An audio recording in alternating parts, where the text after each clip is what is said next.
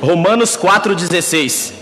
É por isso que a promessa vem pela fé, para que ela seja segundo a graça. Assim alcance toda a descendência de Abraão. Não seja somente os que vivem sob a lei, mas todos que têm fé como a que teve Abraão, pois ele é o pai de todos que creem. Amém? Então, vamos cantar 154 do Cantor Cristão.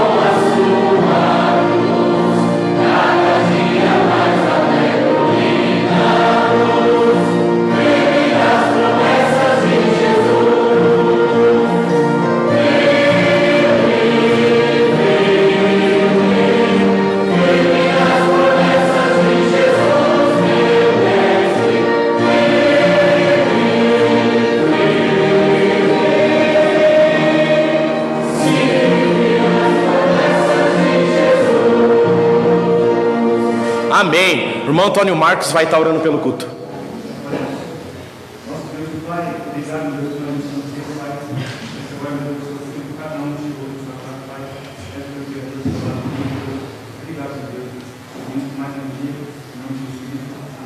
Amém. Nós vamos cantar agora o número 9 do Louvai, A Fé que Tira Montes.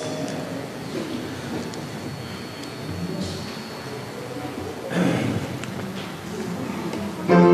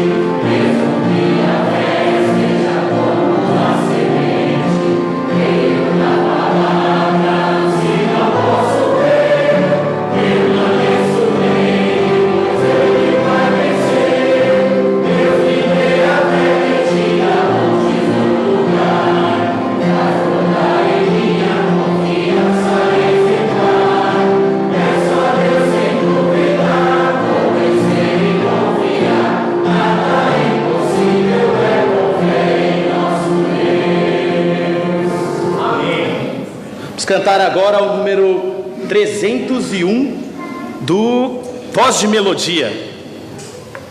Hoje eu tenho 4 livros aqui, então estou meio perdido. Estou trocando. 301 do Voz de Melodia. Eu só confio no Senhor.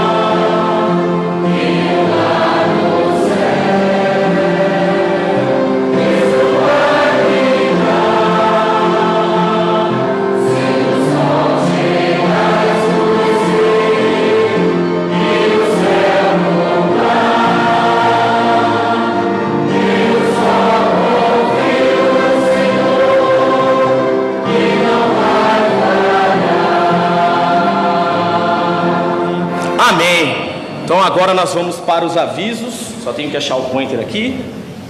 Então, boa noite mais uma vez. Gostaria de saber se tem alguém que visita a igreja pela primeira vez aqui desse lado. Tem alguém pela primeira vez? Não. Todos de casa. E desse lado tem alguém pela primeira vez? Também não. Sejam todos bem-vindos. Só lembrando rapidamente os horários de cultos. Então, normal essa semana. O culto de oração às 19h30 e no domingo que vem, 9 horas da manhã, culto, e logo após a escola dominical. E aí, todo domingo à noite, às 19 horas. Então, o próximo sábado normal, os Soldados de Cristo, às 10 horas, lembrando que são crianças a partir de 7 anos até 11 anos, aqui na igreja. Então, no próximo sábado, teremos aqui o chá de bebê da irmã Leila, vai ser às 15 horas aqui na igreja. Aí, qualquer dúvida, você pode procurar a diretoria das senhoras. E aí normal no próximo sábado, Jofac Jovem, às 17h30. E também no próximo domingo, normal, confirmado, né, a classe de batismos e novos membros. Hoje já estamos na segunda classe, foi hoje, né? Mas eu acredito que se você tem interesse ou perdeu alguma coisa, eu acredito que essa semana ainda dá tempo. Agora, conversa com o pastor Rodrigo para você engrenar já na outra. Mas acredito que logo, logo já não vai poder mais. Mas fala com ele qualquer coisa. Próximo domingo normal, às 17 horas, ensaio do coral. E aí, irmãos, no dia 22 de setembro, para todos os casais, vai ter uma conferência, né? Que significa o nome Juntos Somos Melhores. Vai ser lá na Igreja Esperança, é uma programação que vai começar às 10 e vai terminar às 17. Então, eu acredito que daqui até lá no sábado é em torno de 1 hora de carro, né? Quase 1 hora. Mas você também, se você precisa chegar, mas você fala, eu quero chegar, mas não tenho como... Você tem uma lista lá atrás, casal, que você pode colocar o seu nome se você precisa de transporte. Vai ter bastante gente de carro, então vai ter aí provavelmente a possibilidade de ter carona ou até se juntarem aí para economizar um pouco. Mas coloca o seu nome lá para ver quem precisa chegar. Só lembrando que lá você vai ter que pagar R$10 da apostila e não está incluso o almoço. Tá bom? Aí o almoço lá você pode sair, vai ter bastante gente lá, mas tem o shopping do lado, tem vários restaurantes, quanto isso aí é normal. Mas também se falar, não quero comer nada, você pode levar o seu lanche, pode ficar à vontade. Mas vai ser o dia inteiro praticamente. Então qualquer dúvida pode procurar o pastor Rodrigo, tá bom? Tem que colocar o nome na lista, todo mundo que vai participar. Ah tá, então vamos lá, ó, lembra? Eu preciso informar para eles fazerem a apostila. Tá, então vamos lá, ó. Você que vai chegar, você precisa também colocar o seu nome na lista, tá? Então todos os casais que vão chegar, põe o nome na lista lá para o pastor Rodrigo poder enviar. Então aqui na igreja, no final desse mês, nós vamos ter uma conferência missionária. Ela vai iniciar na última sexta-feira do mês, que é dia 28. Na sexta-feira o horário de culto vai ser às 19h30. No sábado vai ser às 19h e no domingo Vai ser o horário de culto normal, tá bom? Então uma conferência missionária. Eu não sei como é que vai ser, mas... Cada dia nós teremos um missionário. Então tá bom, vai ter o rodízio aí dos missionários aqui, que alguns conhecem. Vai ter algum missionário novo também? Tá, o pastor Rodrigo tá falando que também vai ter. E aí o que vai acontecer para os homens? No sábado, no último sábado, vai ter um café da manhã aqui, às 9 horas. E aí tem uma oportunidade de você chegar, homem, aí você ter uma comunhão com outras igrejas, mas também os missionários vão estar aqui. Provavelmente eles vão falar um pouco mais, deixar mais aberto para conversar. No último ano foi muito bom, então homens podem chegar para o café 9 horas, dia 29/9. Reunião da diretoria, 5 de outubro, vai ser às 20 horas. Aí no sábado, 6 de outubro, às 19, sessão para todos os membros acima de 18. Dia 12 e 13 de outubro, programação aqui para as crianças, tá bom? Só lembrando que aqui na igreja vai ser dia 12 e aí dia 13 vai ser na escola aqui do bairro. Então só lembrando que precisa da sua ajuda para a programação também ali na escola. Chega para a Adriele, fala como você pode ajudar, como você pode servir. Já pode estar orando porque é uma grande oportunidade para a gente estar fazendo, para a igreja estar fazendo uma coisa no bairro aberto, para poder impactar. Uma grande oportunidade mesmo. Lembra disso, né? Tem bastante coisas que você pode doar. Chega para a Adriele e pergunta. Acampamento, pague seu acampamento em dia. Procure o Natan. Qualquer dúvida você pode perguntar, tá bom? Não sei se ainda dá tempo de inscrição sobre isso, mas o Natan está falando que tem algumas vagas. Então é acima de 13 anos, tá bom? Vai ser lá em Curitiba normal. Pode procurar ele para fazer a inscrição. Todos esses foram os avisos. Então, irmão Sérgio, você quer chegar aqui na frente? Pode. Então fala alto aí do fundo, por favor. Queria agradecer aos irmãos mais uma vez pela disposição em contribuir com a missão Macré. Hoje nós encerramos então as doações e também quero convocar os homens que não esperam na manhã. Nós estaremos indo no próximo sábado e pegar as doações e também lá nós vamos ter um dia com os internos lá, né? Vamos fazer um culto, vamos fazer uma programação lá. Então, os homens que estiverem à disposição, no próximo sábado, nós iremos sair daqui 7h30 da manhã, para estar chegando lá no Missão Macré. Tá bom, te procura para dar o nome. Exatamente. Certo. Então, esses são os avisos. Então, a gente vai orar agora pelos dízimos e ofertas. Só lembrando que você pode chegar aqui pela frente, para você colocar e volta pelo meio aqui mesmo. Vem pelo meio e volta pelo meio, tá bom? Então oremos. Senhor Deus, meu Pai, obrigado, Senhor, por tudo que o Senhor tem feito. Obrigado por esse momento aqui que o Senhor tem nos dado. O Senhor é maravilhoso. O Senhor tem cuidado de nós e dando a oportunidade agora de estar reunido como igreja para louvar o seu nome. Nesse momento que tudo seja para sua honra e glória, momento de entregar as ofertas, que o Senhor possa estar abençoando e nos ajude, Senhor, a colocar nossos corações na sua obra. Obrigado por tudo que eu oro, em nome de Cristo. Amém.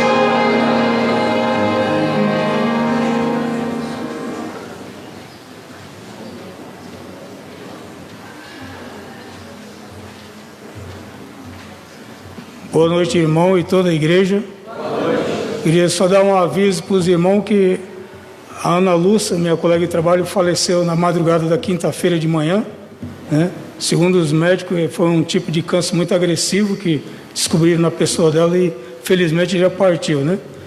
Eu peço que os irmãos continuem orando pela família, os familiares, né? Que Deus possa estar consolando, né?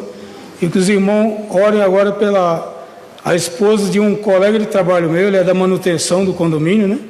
A esposa dele sofreu um derrame na quinta-feira e está internada no UTI, né? Ela chama Luciana. Os irmãos continuam orando pela Luciana agora. Que agradeço os irmãos pelas orações, que sei que toda a igreja estava empenhada orando pela Ana Lúcia, né? Mas a vontade de Deus vai ser cumprida na vida de todos nós, né? Que Deus abençoe a todos. Muito obrigado, né?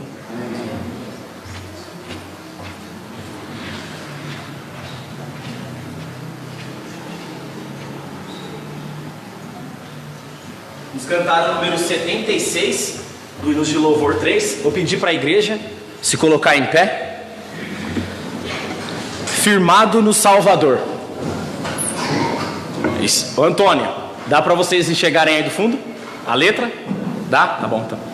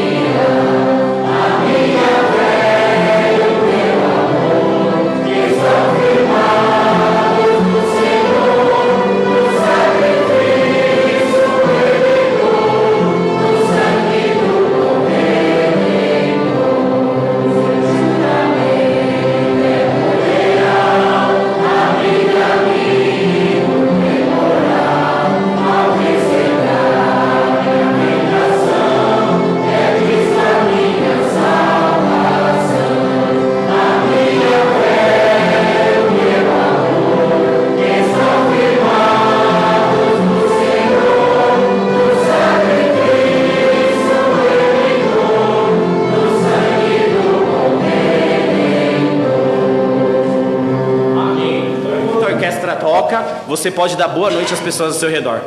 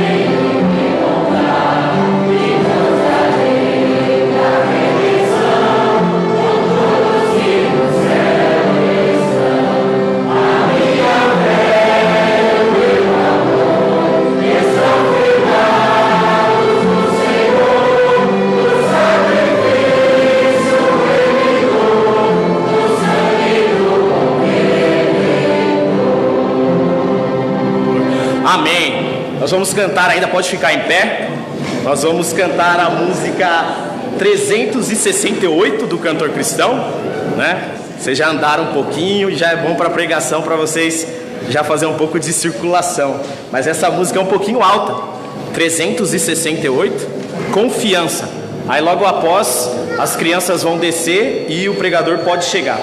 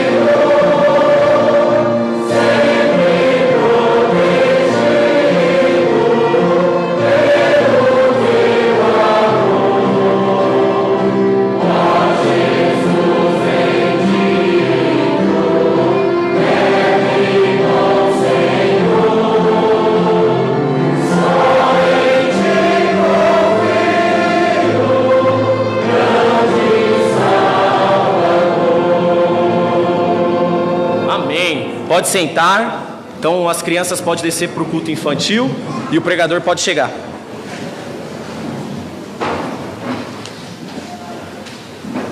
Esse aqui você vai usar. Boa noite. Uma grande alegria estarmos aqui nessa noite para juntos cultuarmos o nosso Deus, louvá-lo na beleza da tua santidade. E agora vamos estudar mais da palavra de Deus, aprender mais a respeito de quem Deus é. E isso tem sido uma grande bênção para nós, uma grande alegria para nós. Para aqueles que não sabem ainda, o Genês fez a cirurgia hoje à tarde. Então ele colocou a pecinha que estava faltando, né? Falei que agora ele não é mais cabeça mole, agora ele é cabeça dura de novo, né? Então ele já fez a cirurgia que necessitava. Obrigado, irmão. E agora, tudo caminhando bem. Amanhã, no máximo, na terça-feira, ele já deve retornar para casa. Então, um grande milagre de Deus que nós vimos acontecer diante de nós, né? Dona Terezinha, qual que é o nome da pessoa que tem que orar pela saúde? Maria do Carmo. Saúde e salvação também. Então, nesse momento eu vou convidar você a inclinar sua cabeça. Nós vamos nos dirigir a Deus em oração, pedindo direção para esse tempo de estudo e também para Maria do Carmo, saúde e salvação. Oremos. Querido Deus, nós somos gratos a Ti, ó Deus, pela oportunidade que nós temos de nos reunir aqui nessa noite, abrir a Tua palavra, estudar mais de Ti, conhecer mais ao Senhor. Eu agradeço a Ti por cada um que saiu da sua casa e veio até aqui para oferecer um culto agradável ao Senhor. Rogamos a Ti que possamos aprender do Senhor, que a Tua palavra ao ser pregada aqui possa fazer todo o trabalho de convencimento, de transformação que nós sabemos que somente a Tua palavra pode fazer. Eu rogo ao Senhor, ó Pai, que cada pessoa que chegou aqui possa sair transformadas pela Sua palavra. Que aqueles que estão quebrantados possam ser consolados por Ti, e aqueles que estão precisando, ó Deus, ser quebrantados, que a Tua palavra possa fazer esse trabalho também. Agradecemos ao Senhor pela vida do Genês, pela cirurgia que foi feita, e pedimos pela plena recuperação, que muito em breve ele possa estar aqui conosco também, cultuando ao Senhor. Também por Maria do Carmo, saúde e salvação. O Senhor sabe a enfermidade e o sofrimento que essa pessoa tem enfrentado. Rogamos a Ti principalmente pela salvação dela, que ela possa reconhecer o Senhor como Salvador, e com isso, ó Deus, a sua doença até mesmo se torna algo de segundo plano. Rogamos ao Senhor, ó Deus, que possa estar com as crianças no culto infantil, que cada uma delas possa ouvir o Teu Evangelho e entregarem suas vidas ao Senhor. Porque é em nome de Jesus que nós oramos. Amém. Irmãos, vamos retornar para nossa série de estudos em 1 João. Peço que você abra sua Bíblia lá. 1 João capítulo 3. Se você nos visita nessa noite, nós agradecemos a sua presença e nós temos aqui por costume estudarmos a Bíblia numa sequência. Nós acreditamos que a palavra de Deus ela é inspirada e ela é viva e poderosa. Por isso que nós a estudamos capítulo por capítulo, versículo por versículo. Desde o mês de, julho, nós demos uma pausa na nossa série em 1 João, e de vez em quando eu faço isso. Eu paro a série um pouco e nós tratamos sobre alguns outros assuntos e depois eu retorno para a série. A minha ideia é que agora nós sigamos com mais frequência aqui em 1 João, e nós paramos da última vez em 1 João capítulo 3, no versículo 3, e nós vamos continuar então a partir do versículo 4, e o trecho que vai abranger toda a unidade de pensamento, ou toda a argumentação de João, é do capítulo 3, versículo 3, até o versículo 10. Então nós vamos fazer a leitura desses versículos para que você possa se situar na argumentação que João tem aqui a nos apresentar. Então, 1 João, capítulo 3, versículo 4 até o versículo 10. Acompanhe comigo a leitura aí na sua Bíblia. Diz assim: todo aquele que pratica o pecado também transgride a lei, porque o pecado é a transgressão da lei. Sabeis também que ele se manifestou para tirar os pecados, e nele não existe pecado. Todo aquele que permanece nele não vive pecando. Todo aquele que vive pecando não o viu, nem o conheceu. Filhinhos, não vos deixeis enganar por ninguém. Aquele que pratica a justiça é justo, assim como ele é justo. Aquele que pratica o pecado procede do diabo, porque o diabo vive pecando desde o princípio. Para isto se manifestou o Filho de Deus, para destruir as obras do diabo. Todo aquele que é nascido de Deus não vive na prática do pecado, pois o que permanece nele é a divina semente. Ora, esse não pode viver pecando, porque é nascido de Deus. Nisto são manifestos os filhos de Deus e os filhos do diabo. Todo aquele que não pratica a justiça não procede de Deus, nem aquele que não ama o seu irmão. Palavras fortes, não é? Contundentes, bem duras, bem diretas, como João é. Nós já temos percebido que João não é um camarada de meias palavras. João, quando escreve essa carta, ele já está beirando 100 anos. Então ele já não tem muito o que preocupar-se. Já chegou naquela idade que ele não está se preocupando muito com o que vão pensar dele. Chegou naquela fase que ele pode dizer o que realmente ele pensa, e aquilo que ele fala aqui é embasado e inspirado pelo Espírito Santo de Deus. Então ele tem toda a autoridade para dizer as palavras que ele está dizendo. E o assunto desse trecho que ele vai tratar é resumido no versículo 10. No versículo 10 ele diz: nisto são manifestos os filhos de Deus e os filhos do diabo. O título da minha mensagem de hoje pode parecer até um pouco assustador, principalmente para o período politicamente correto que nós vivemos, mas o título é Reconhecendo os filhos de Deus e os filhos do diabo. Se eu perguntasse aqui quem se intitula como um filho do diabo, ninguém levanta a mão, né? Ninguém quer. Mas essa é uma realidade presente nas Escrituras. Agora eu pergunto para você, talvez você não vai levantar a mão se identificando quem você é, se você está de um lado ou do outro lado. Mas será que nós podemos diferenciar entre um filho de Deus e um filho do diabo? Será que existe essa diferença? Será que nós podemos saber quem é um cristão e quem não é um cristão? Quem é salvo e quem não é salvo? Irmãos, a terminologia usada por João aqui é bastante forte, mas exatamente ela é usada para descrever a realidade presente no nosso mundo hoje. Nesse mundo existem duas classes de pessoas: os filhos de Deus e os filhos do diabo. Não é dada uma terceira opção, não é dada uma outra alternativa. O que é apresentado aqui por João são duas categorias: os filhos de Deus e os filhos do diabo. E como nós podemos saber quem é quem? O versículo 10 também nos dá a resposta quando nós continuamos lendo. Ele diz que todo aquele que não pratica a justiça não procede de quem? De Deus. Nem aquele que não ama o seu irmão.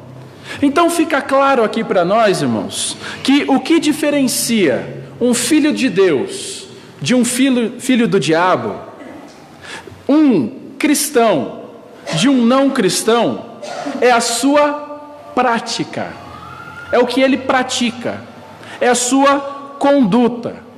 Ou seja, a maneira como você vive a sua vida vai mostrar se você pertence a Deus ou se você pertence ao diabo. A maneira como você conduz a sua vida no seu dia a dia revelará a qualidade da sua fé. E se a sua fé não for uma fé, conforme diz em Tiago, uma fé operante, uma fé viva, isso mostra que você não é então um filho de Deus. Irmãos, a fé que não resulta em transformação de vida não é uma fé verdadeira. Uma fé que não muda o seu comportamento não é uma fé verdadeira. Você não pode dizer que é salvo em Jesus Cristo, você não pode dizer que é filho de Deus se você não tem um comportamento equivalente ao que é exigido a um filho de Deus. E infelizmente, irmãos, cada vez mais tem sido crescente no meio evangélico, eu uso esse termo, eu não gosto desse termo, meio evangélico, porque abrange tudo, o que presta e o que não presta. Em geral, a maioria não presta, o que nós temos visto crescendo no meio evangélico. Mas dentro do pensamento cristão, tem sido cada vez mais disseminado a ideia de que uma pessoa plenamente pode se tornar um cristão e continuar vivendo a sua vida do mesmo jeito. Alguns têm dito que para se tornar um cristão, é simplesmente você crer em determinados fatos a respeito de Jesus. E talvez foi isso que você ouviu a sua vida inteira. Você precisa só crer em Jesus para ser salvo, não é verdade? Só que não é somente crer que Jesus Cristo foi um personagem histórico, que ele existiu, ele nasceu, ele era o Filho de Deus. Crer nisso é o primeiro passo, mas não é isso que faz de você um cristão. É necessário que haja arrependimento, é necessário que haja contrição, é necessário que haja obediência, é necessário que haja submissão à palavra, é necessário que haja luta contra o pecado, e principalmente é necessário que haja uma vida santa. João escreve a sua carta, sabe por quê? Porque o problema que nós temos enfrentado hoje, irmãos, era um problema que já era presente lá na época de João. Pessoas que estavam tendo um pensamento equivocado, distorcido, e achando que eu acredito que Jesus é o Filho de Deus, e por causa disso eles achavam que eram salvos. E João escreve o seu argumento aqui para desconstruir toda essa ideia, e ele começa a apresentar a partir dali uma série de testes para que você possa submeter a sua fé, para verificar se você realmente é um filho de Deus ou não. E saiba de uma coisa, é extremamente importante que você saia dessa noite aqui com essa dúvida esclarecida. Se você não sabe se você é um filho de Deus ou um filho do diabo, é extremamente importante que, à luz do que João escreve aqui, hoje você possa sair daqui com essa dúvida esclarecida.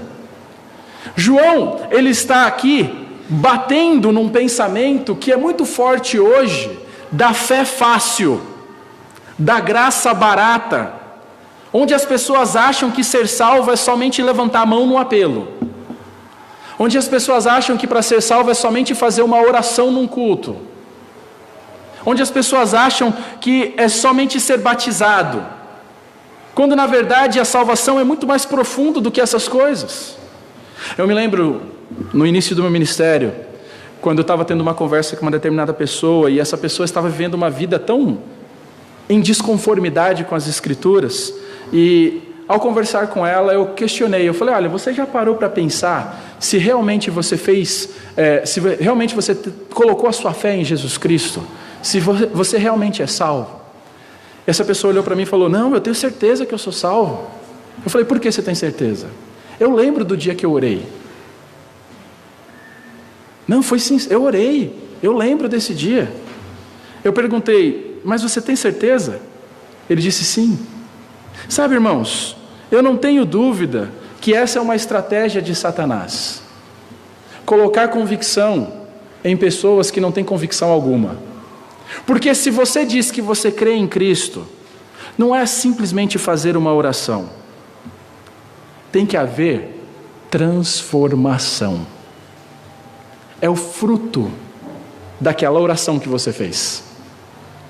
Se você simplesmente faz uma oração que não muda a sua vida, você só foi um papagaio que repetiu determinadas palavras. Você não entendeu o Evangelho. Você não entendeu o que é a obra redentora de Cristo na cruz. Você não entendeu a sua pecaminosidade. Talvez o Evangelho que te apresentaram foi um Evangelho fácil, um Evangelho barato, onde você foi liberto, mas não liberto do seu pecado. E isso é totalmente contrário ao que as Escrituras apresentam. E muitas pessoas estão hoje confiando que vão para o céu porque fizeram uma oração um dia. As suas vidas negam completamente a realidade de que são salvas. Elas não têm temor de Deus, elas não têm obediência a Deus, elas não têm amor pelos irmãos, mas elas se sentem seguras, porque talvez foram batizadas, talvez porque levantaram uma mão no apelo, mas sem transformação de vida, não há salvação.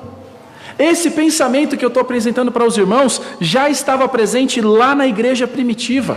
E nós vemos em todo o Novo Testamento a presença de falsos mestres que entravam na igreja e eles estavam levando as pessoas ao engano. E esses falsos mestres que estavam se infiltrando nas igrejas, para os quais João está escrevendo aqui, é exatamente isso que estava acontecendo. E por isso que João apresenta essa série de testes que irão determinar se uma pessoa é então um filho de Deus ou não. E João está descrevendo aqui na sua primeira carta o perfil de um cristão autêntico. E como nós podemos saber que alguém é verdadeiramente salvo? Como nós podemos saber que alguém é verdadeiramente salvo? Nós estamos no capítulo 3, ou seja, até aqui nós já caminhamos bastante. E ele já apresentou para nós alguns argumentos. João apresenta uma série de testes. Logo no capítulo 1, ele vai apresentar aquilo que nós chamamos de testes doutrinários. Está lembrado?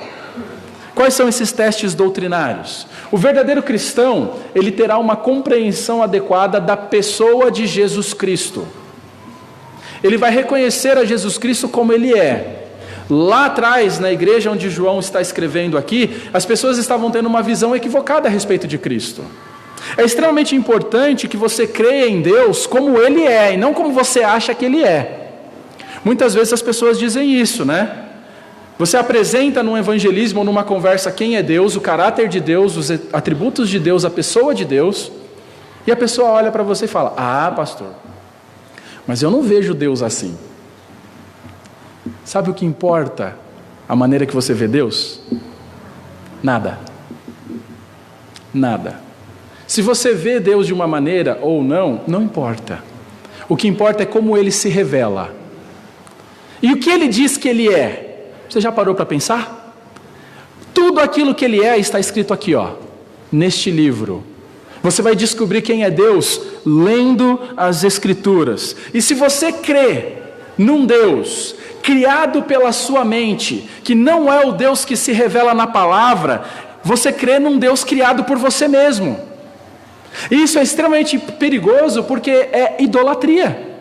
Você criou um Deus que não existe, não é o Deus revelado nas Escrituras, e por causa disso você não crê corretamente, você não tem uma compreensão adequada a respeito de Deus, a respeito da pessoa de Jesus Cristo. Se você não conhece Deus como Ele é, você nunca vai poder conhecer o Evangelho, você nunca vai poder ter salvação se você não conhece a Deus.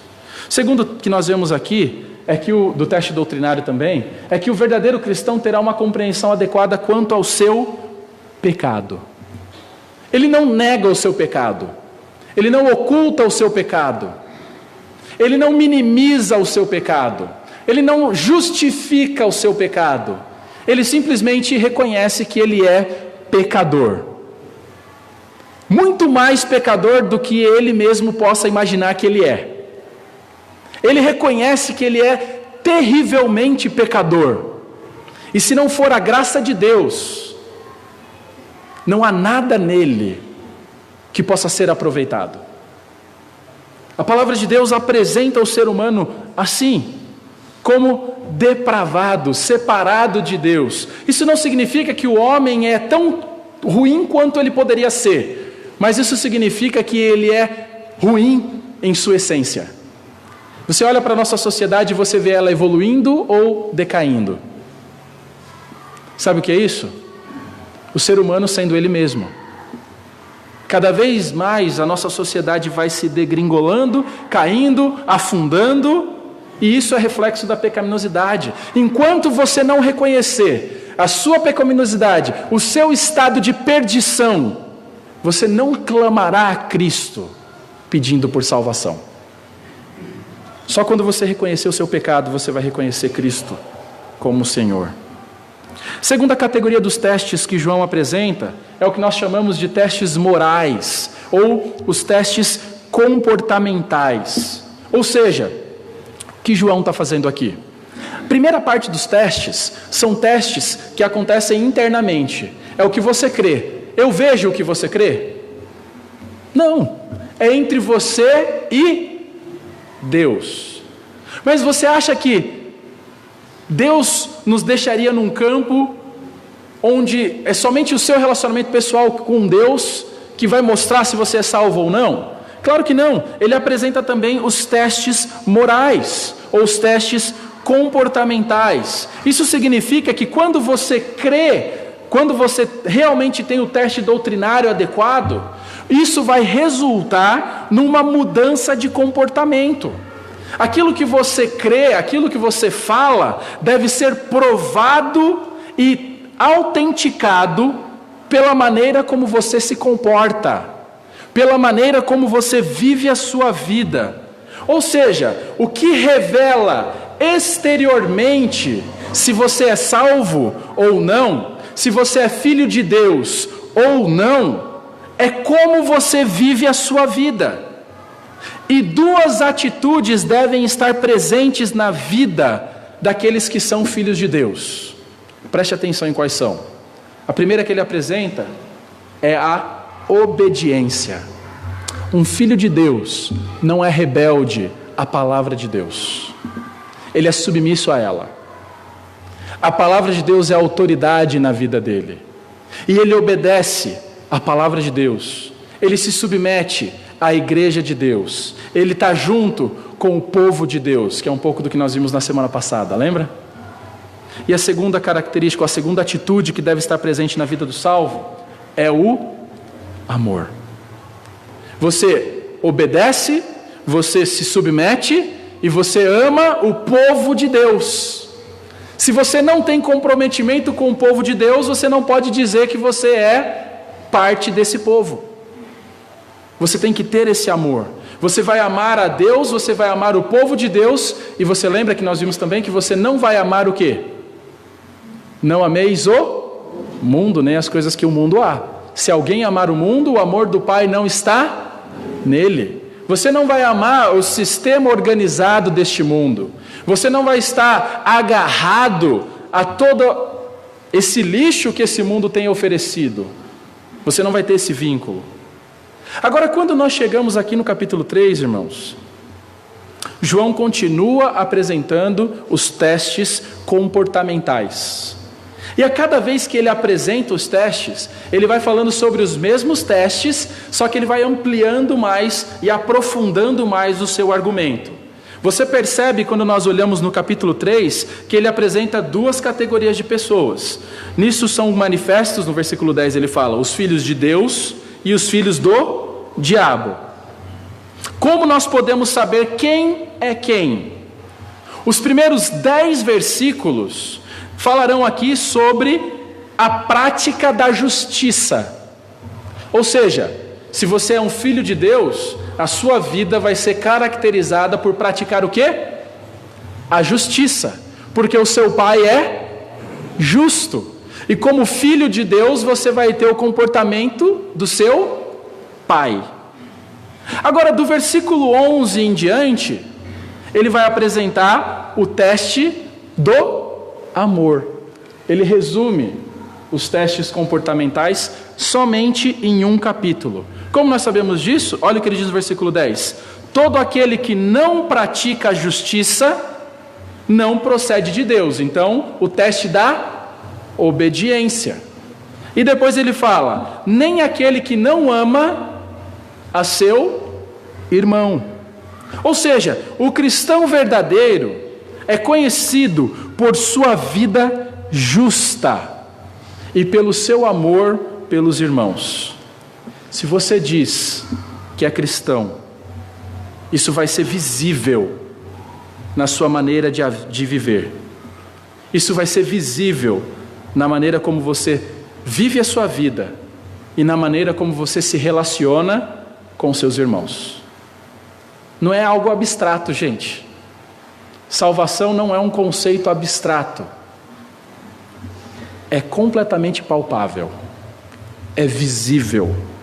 E há pessoas hoje, como houve também nos tempos de João, que afirmam que é possível ser crente, mas viver numa vida de pecado.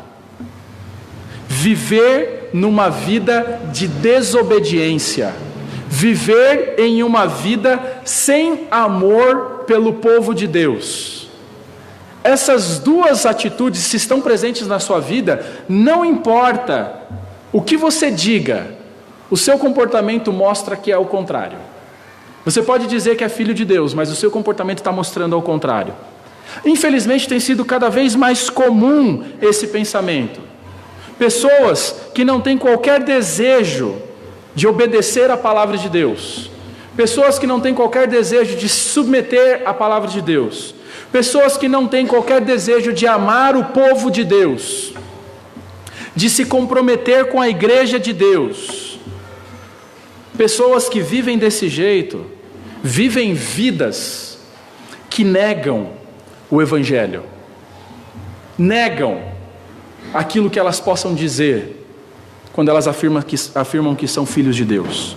Por isso João escreve a sua carta, irmãos. E é por isso que no capítulo 3, do versículo 4 até o versículo 10, ele vai falar sobre como um cristão lida com o pecado na sua vida. Como um cristão vai lidar com o pecado na sua vida? É um fato. Nós que somos salvos em Cristo, ainda temos que lidar com a questão do pecado. Agora, quando ele lida com esse assunto, ele faz declarações até certo ponto perturbadoras se não forem compreendidas corretamente. Como, por exemplo, se você olhar no versículo 6, RC significa Revista e Corrigida, que é uma versão das Escrituras. No versículo 6, na Revista e Corrigida, talvez seja a sua versão, diz assim: qualquer que permanece nele não peca. Qualquer que peca não o viu, nem o conheceu. Parece que ele fecha qualquer possibilidade, não é? Nessa tradução, ele diz: qualquer que permanece nele não peca, ponto final. Versículo 9, ele diz: qualquer que é nascido de Deus não comete pecado, porque a sua semente permanece nele, e não pode pecar, porque é nascido de Deus. Declarações assustadoras, não é? Eu pergunto aqui, quem teria coragem de dizer, eu não peco? Se esse verso está dizendo que realmente aquele que é salvo não peca, eu estou perdido, porque eu peco. Eu peco. Essas declarações, na verdade, parecem até contraditórias, sabe por quê? Volta na sua Bíblia no capítulo 1, no versículo 8, e lê o que diz lá. Capítulo 1, versículo 8.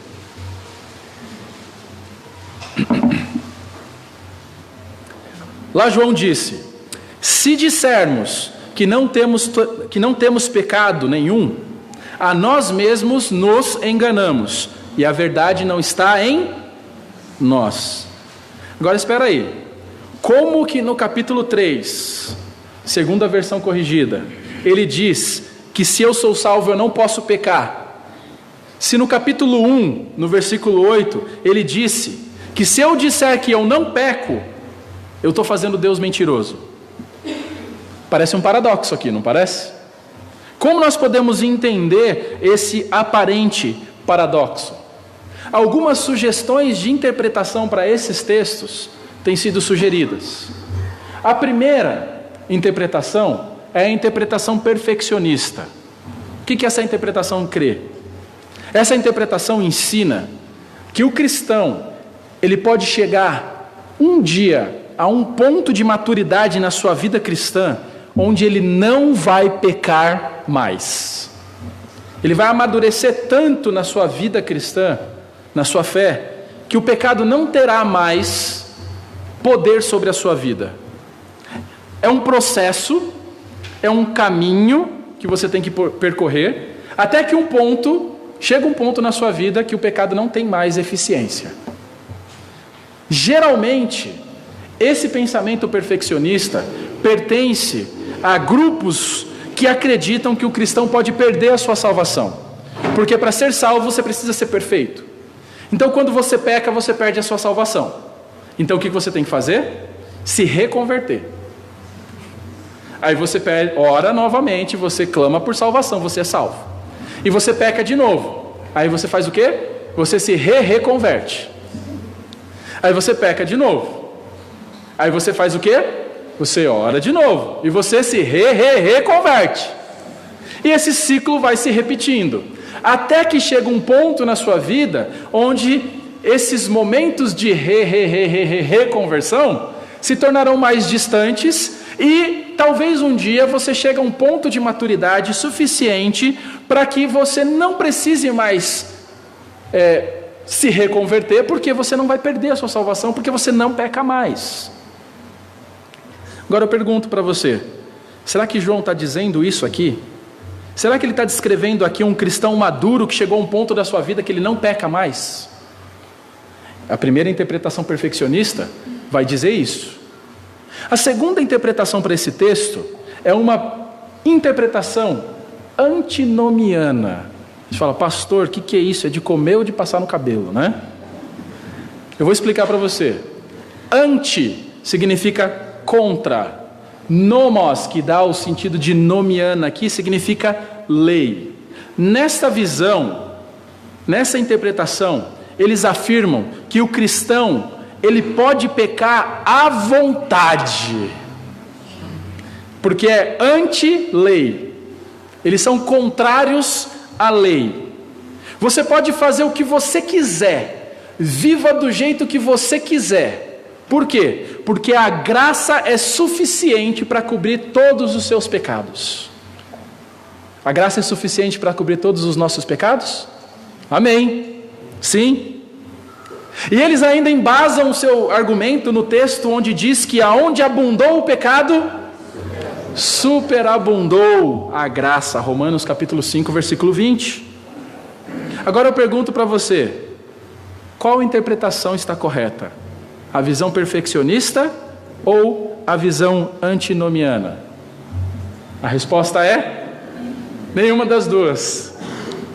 Para que você possa entender esse versículo no seu sentido correto, para que você possa entender o que João quer dizer aqui neste verso, é extremamente importante que você preste atenção nos tempos verbais que foram usados por João aqui no grego. O tempo verbal usado aqui é o tempo presente. Ou seja, João está se referindo a uma ação contínua e habitual. O que João está dizendo aqui, irmãos, é que um cristão não pode ser ou não pode viver continuamente e habitualmente, persistentemente na prática do pecado. O cristão vai pecar? Claro que vai. Mas um cristão pode viver habitualmente e persistentemente no pecado? Claro que não. A versão atualizada, se você tem a versão atualizada na sua mão, você vai perceber que eles fizeram um ajuste na tradução. Eles fizeram uma correção na tradução. E esses versos estão traduzidos assim: todo aquele que permanece nele não vive pecando. Toda a diferença, não faz? O outro dizia não peca, fechava o argumento sem possibilidade. Esse diz aquele que permanece nele, aquele que é salvo, não vive pecando. Todo aquele que vive pecando, está vendo? Uma ação contínua, presente e persistente. Uma pessoa que vive assim não o viu e nem o conheceu. E o versículo 9 foi alterado para: todo aquele que é nascido de Deus não vive na prática do pecado. Como dizia na outra versão, não peca. Pois o que permanece nele é a divina semente. Ora, esse não pode viver pecando, porque é nascido de Deus.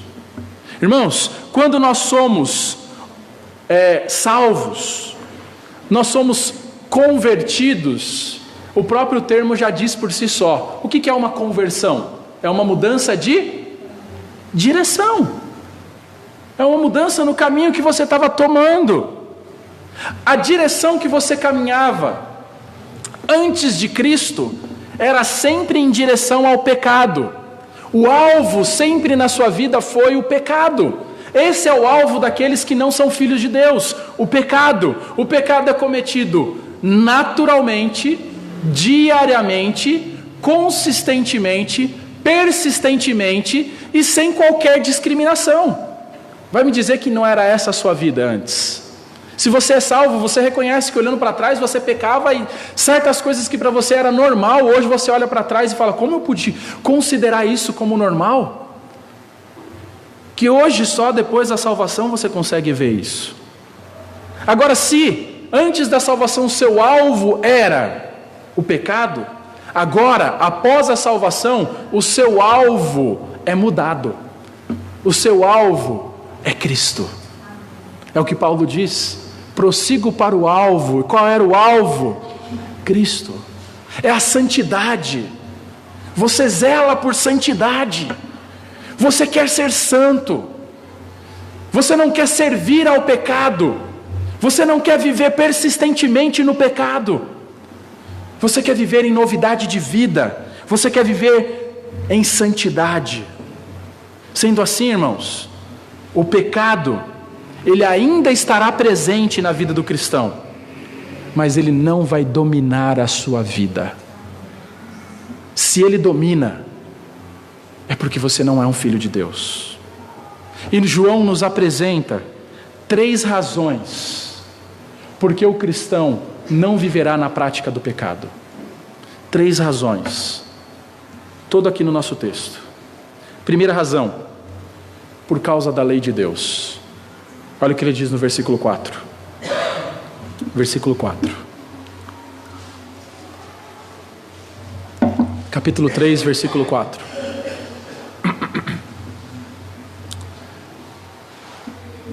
O cristão não pode pecar, não pode viver na prática do pecado, primeiramente por causa da lei de Deus. E olha o que diz o verso 4. Todo aquele que pratica o pecado também transgride a lei. Todo pecado é o quê? Transgressão da lei. Se eu perguntasse para você, defina para mim o que é pecado. Pecado é o quê? Transgressão da lei. Violação da lei de Deus.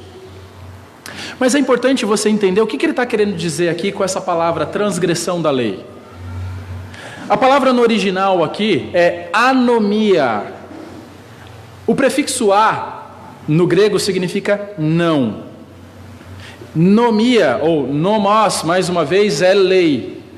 O que ele está dizendo aqui que o pecado é? Um pecado é não lei. O pecado não é simplesmente quebrar a lei.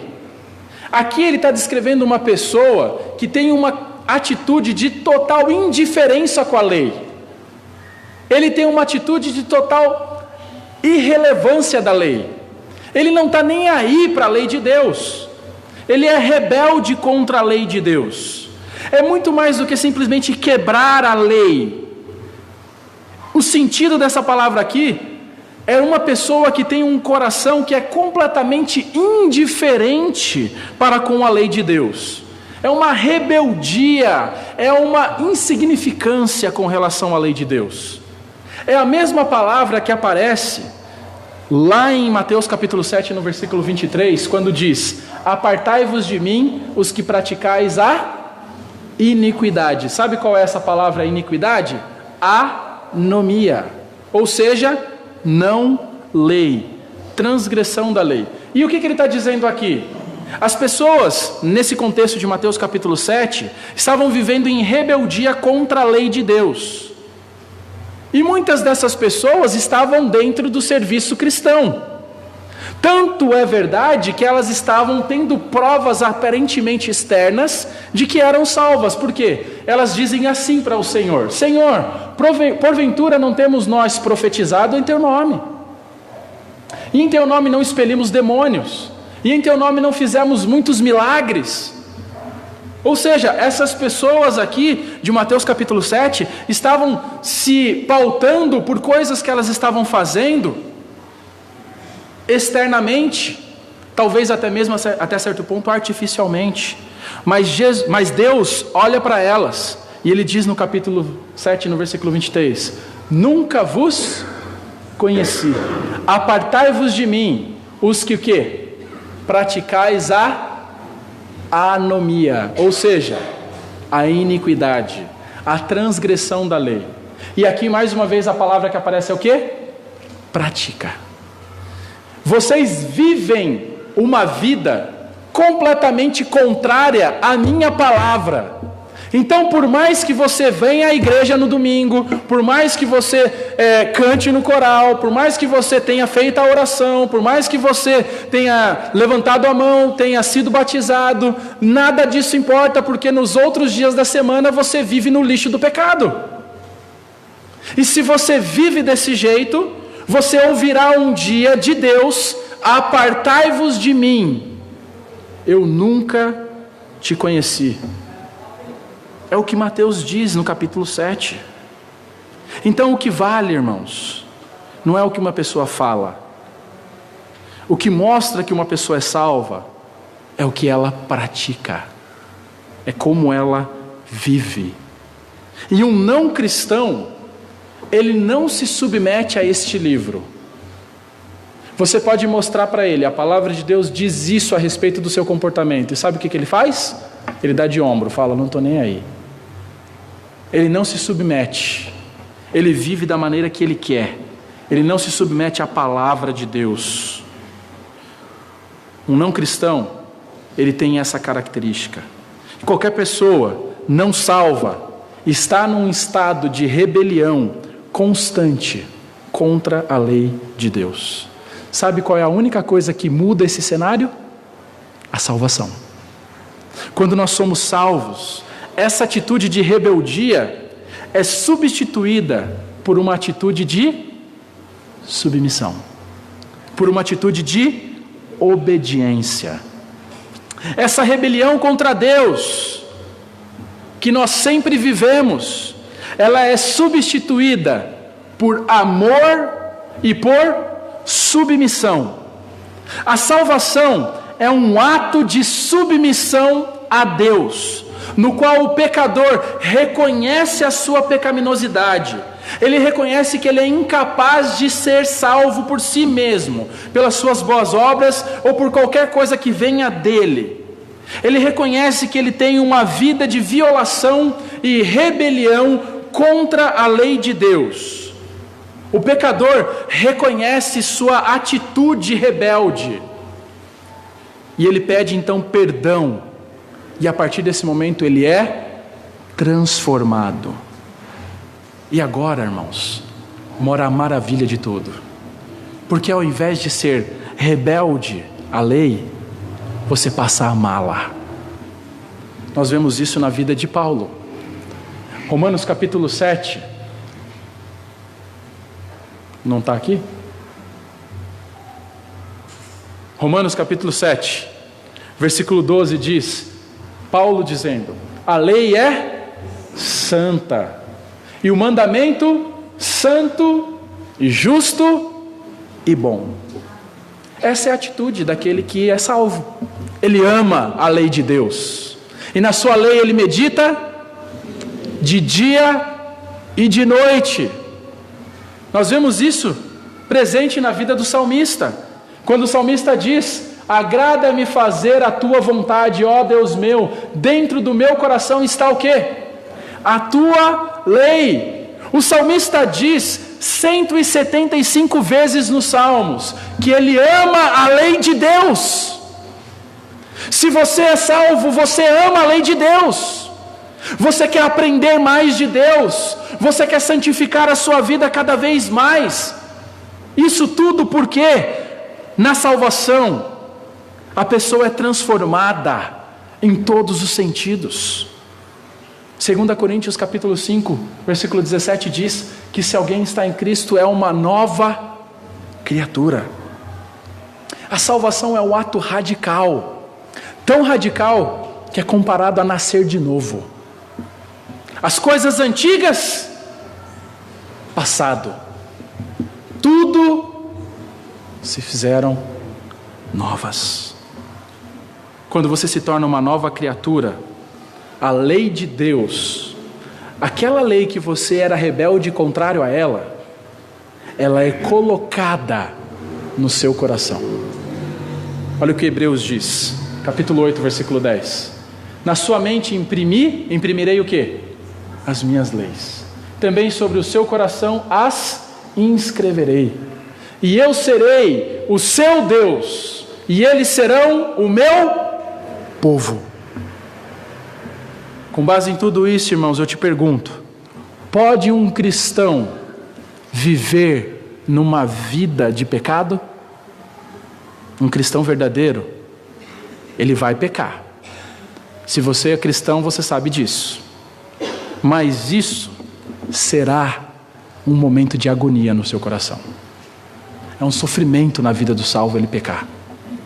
Porque ele sabe que o pecado é rebeldia contra a lei de Deus. E ele sente o seu pecado. Porque ele ama a lei de Deus. Por isso a vida de um salvo é descrita em Gálatas capítulo 5, versículo 24 assim: os que são de Cristo Jesus fazem o quê? Vivem do jeito que quer? Crucificam o quê? A carne, com suas paixões e suas concupiscências. O que um cristão faz? Ele crucifica os seus desejos. Aquilo que eu quero fazer eu não faço.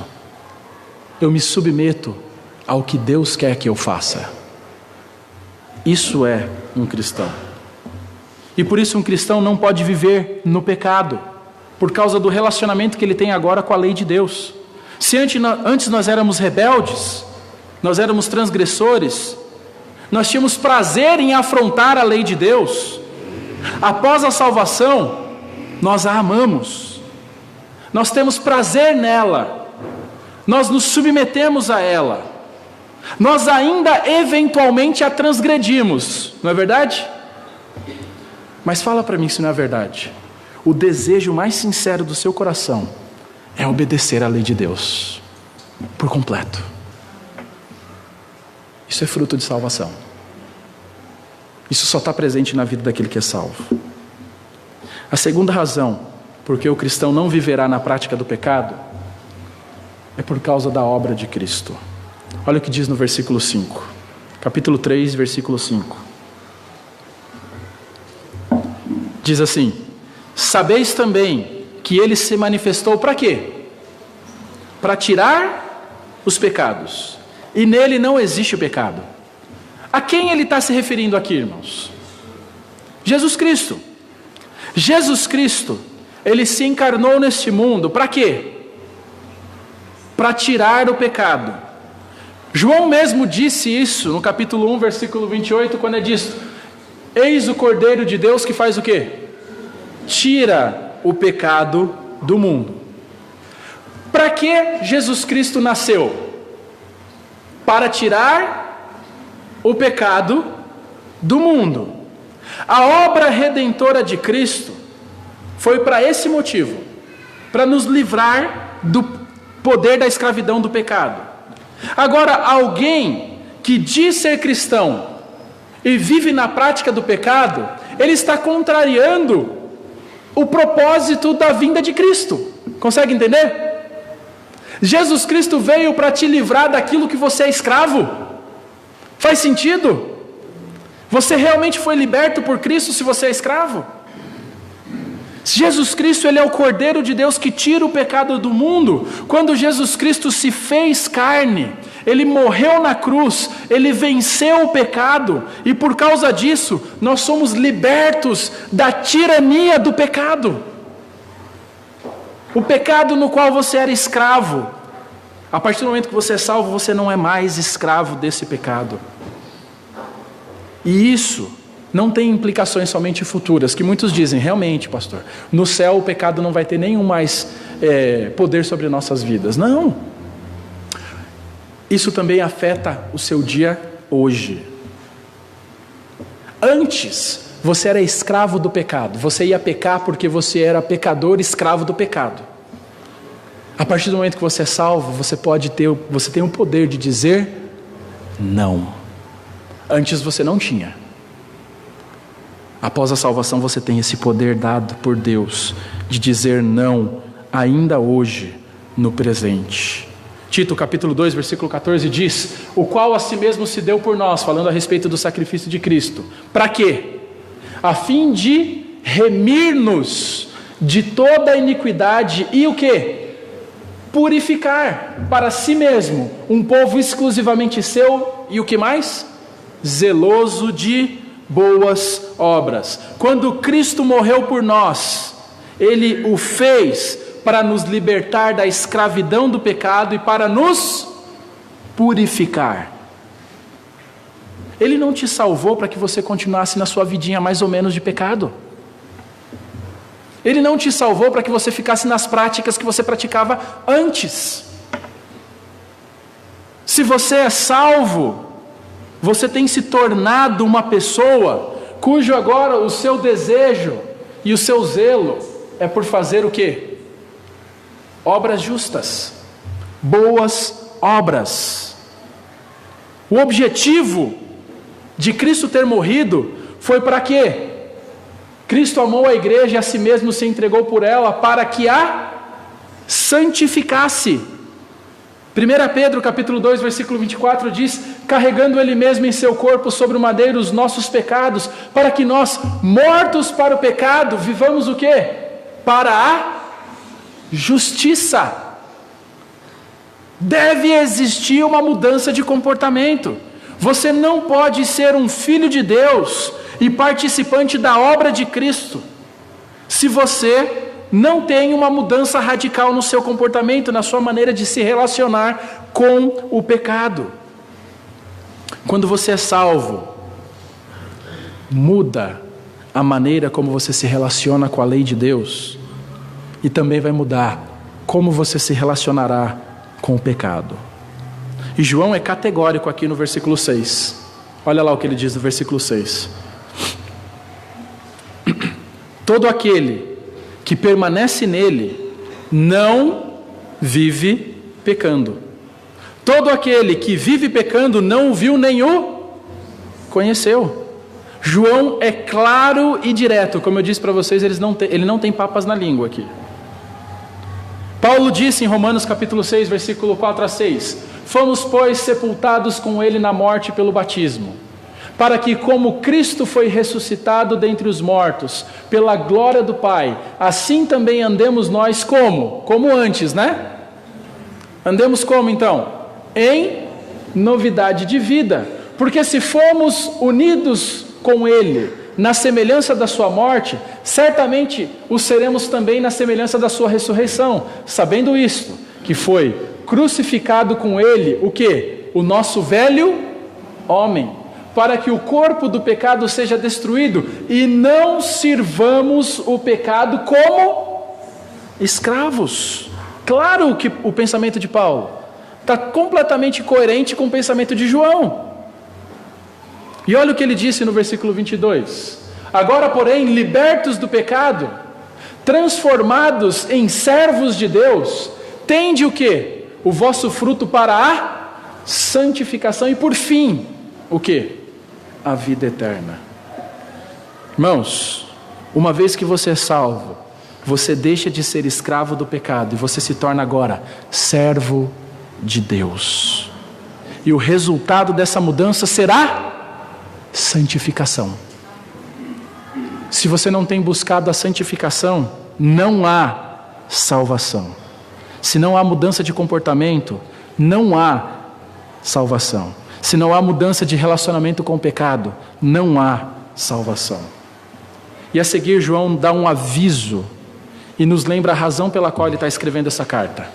Versículo 7 e versículo 8, olha o que ele diz: filhinhos, não vos deixeis enganar por ninguém.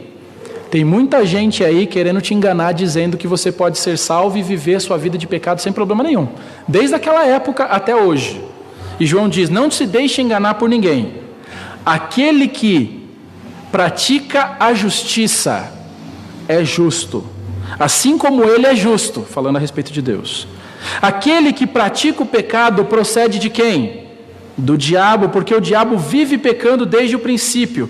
Para isso se manifestou o Filho de Deus. Para quê? Para destruir as obras do diabo.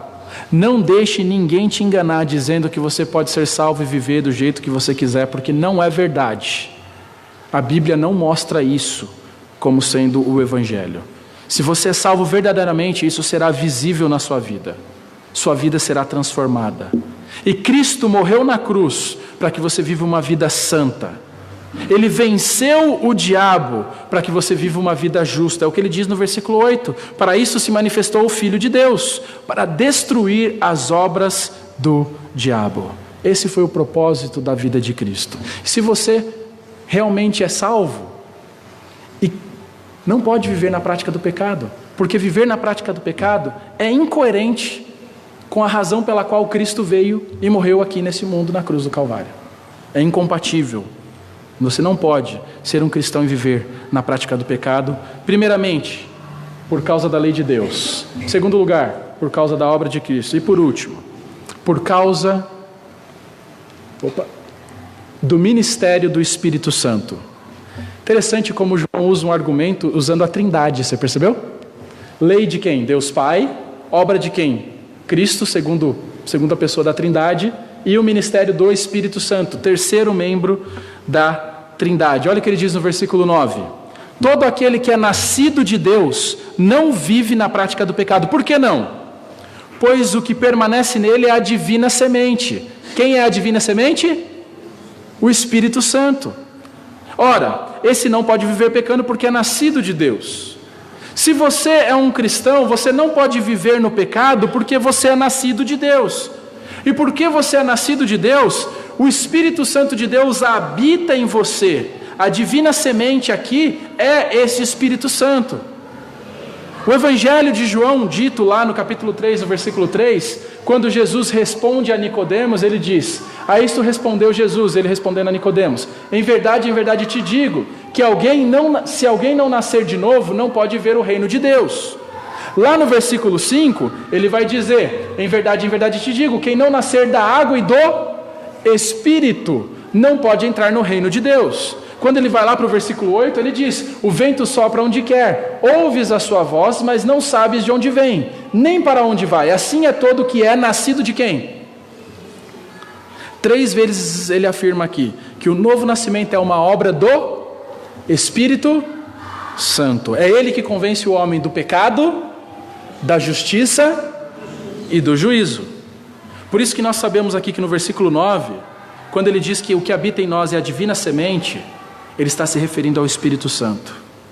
Quando nós somos salvos, o próprio Deus passa a habitar dentro de nós, na pessoa do Espírito Santo. E João usa isso para mostrar que um cristão não pode viver na prática do pecado, porque o Espírito Santo o habita. Como você vai viver pecando, sendo que Deus habita no seu corpo, habita dentro do seu coração? Por isso você não pode viver nessa prática. O Espírito Santo opera em nós o novo nascimento. E esse novo nascimento produz uma atitude diferente para com a lei de Deus. E o meio que o Espírito Santo usa para gerar e purificar as nossas vidas é a palavra dele. Nós vemos isso em 1 Pedro 1,23, quando fala: pois fostes regenerados, não de semente corruptível, mas de incorruptível. Mediante o quê? A palavra de Deus, a qual vive e é permanente. A palavra de Deus, ela é eterna.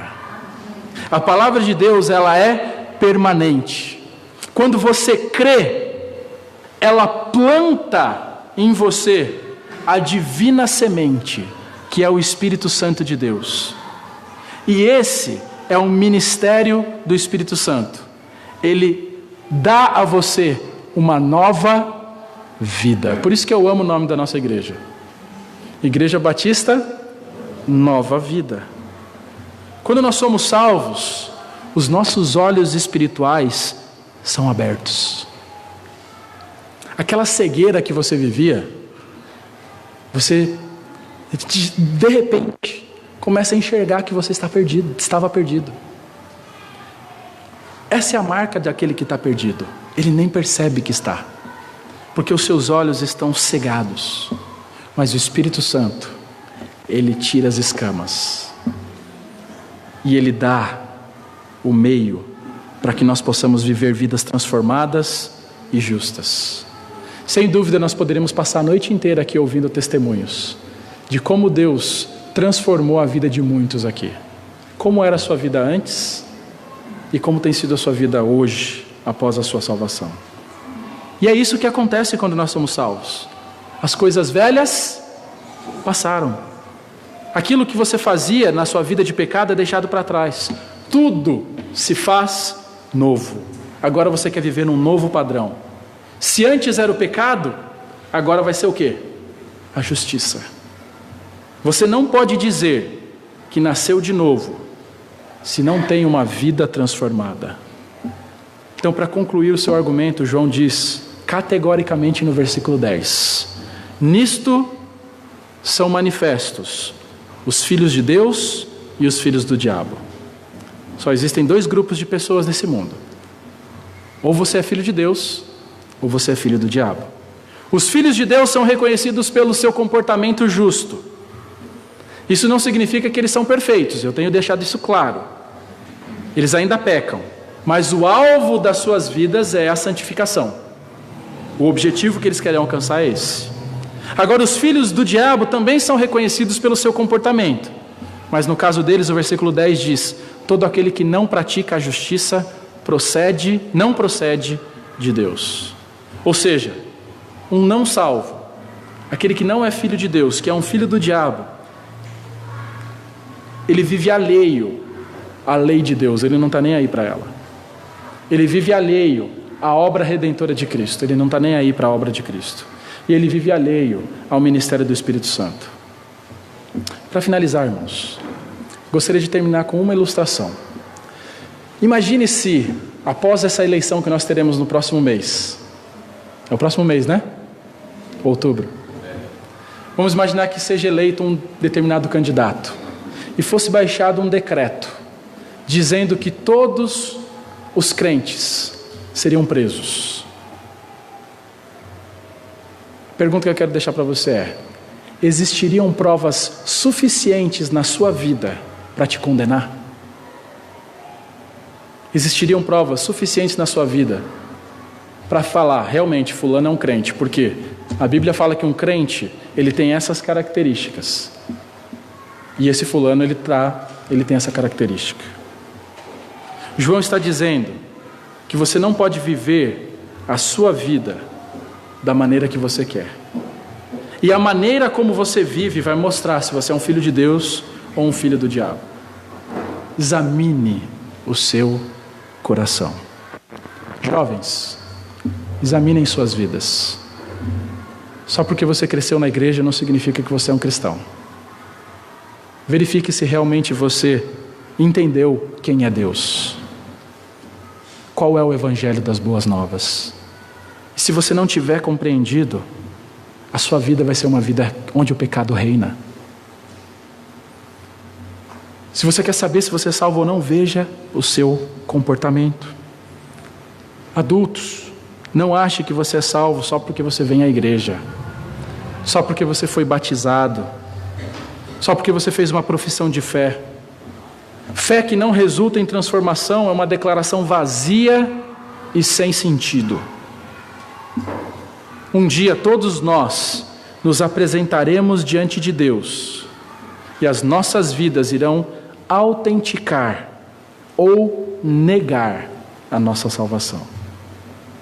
Nisto são manifestos os filhos de Deus e os filhos do diabo. Todo aquele que não pratica a justiça não procede de Deus, nem aquele que não ama o seu irmão. Duas evidências que devem estar presentes na vida do salvo: uma vida justa, e ele deve amar os seus irmãos. E aqui ele começa a fazer a transição. A partir do versículo 11 ele vai falar sobre essa marca que deve estar presente na vida daquele que é salvo. E é sobre isso que nós vamos falar na semana que vem. Incline sua cabeça e vamos terminar.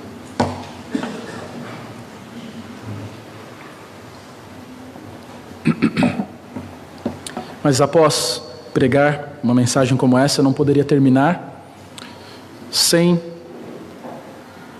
te desafiar. Primeiramente, eu gostaria aqui de falar com você que está aqui nessa noite. Fala, pastor, olhando para a minha vida,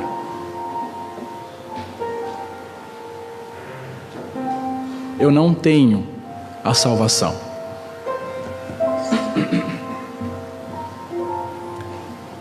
Fica claro pelo meu procedimento que eu não sou uma nova criatura. Fica claro na minha maneira de agir que eu não creio no Evangelho. Mas hoje à noite eu quero colocar a minha fé em Cristo. Se você está aqui nessa noite e fala, pastor, eu quero ter uma nova vida. Eu quero ter uma vida de santidade. Eu quero vencer o pecado. Você só será capaz se Jesus Cristo salvar a sua vida. Aí sim você será liberto do poder escravizador do pecado. Um cristão, um filho de Deus, não pode viver no pecado. Como tem sido a sua vida? Sonde o seu coração. Se você está aqui nessa noite e diz, pastor, eu quero entregar a minha vida a Cristo, levante sua mão que nós queremos orar por você. E se for necessário te apresentar alguém que possa te mostrar mais nas Escrituras como ser salvo. Você fala, pastor, eu não sou salvo, ore por mim. Temos alguém? Levante sua mão. Ore por mim, eu não sou salvo. Talvez você está aqui e fala, pastor, eu já estou aqui nessa igreja há tantos anos e reconheço que, mesmo talvez sendo membro, eu não sou salvo. Não brinque com essa realidade. Se precisar, fale conosco. Mas talvez você esteja aqui e fala, pastor, eu sou salvo. Eu tenho fé em Cristo. Mas o pecado tem conseguido ganhar mais espaço na minha vida do que ele deveria. E hoje eu tenho tomado uma decisão de que eu vou me santificar e eu não vou viver na prática do pecado, porque eu amo a lei de Deus, porque eu amo a obra de Cristo e por causa do ministério do Espírito Santo que está presente e habitando no meu coração.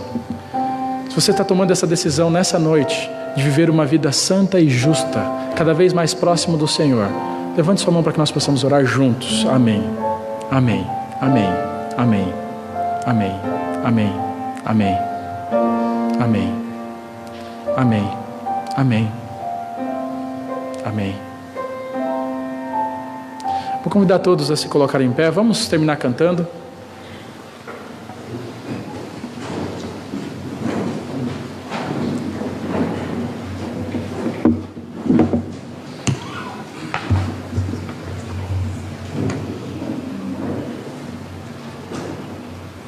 Número 350 do Voz de Melodia.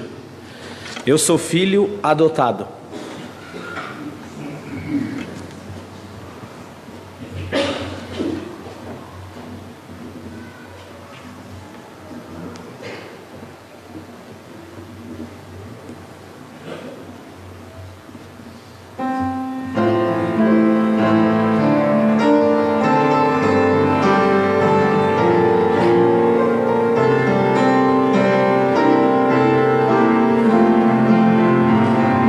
Eu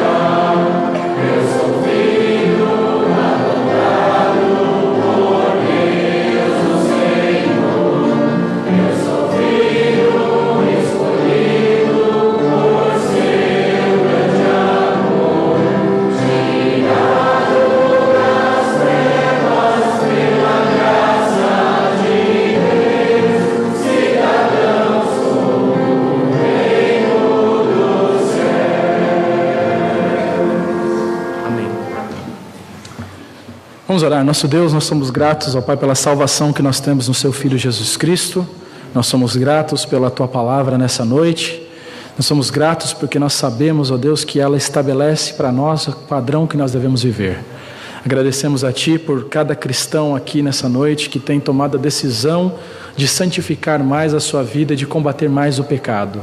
É isso que mostra, ó Deus, verdadeiramente a nossa fé.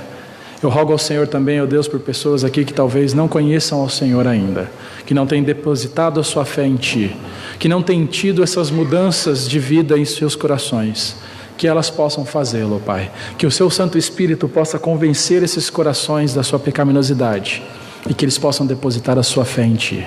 Ó Deus, nós somos gratos a Ti, porque quando nós ouvimos mensagens assim, elas também confortam os nossos corações, nos dando a certeza que nós temos como Pai o Senhor. E como nós temos o Senhor como Pai, nós não precisamos de mais nada. Porque é em nome de Jesus que nós oramos e agradecemos a Ti. Amém. Amém. Podem se assentar?